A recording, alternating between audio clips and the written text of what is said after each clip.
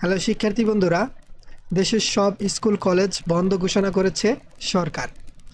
এটা আমাদের 16 জুলাই 2024 8:45-এ প্রকাশ হয়েছে ডেইলি ইত্তেফাকে।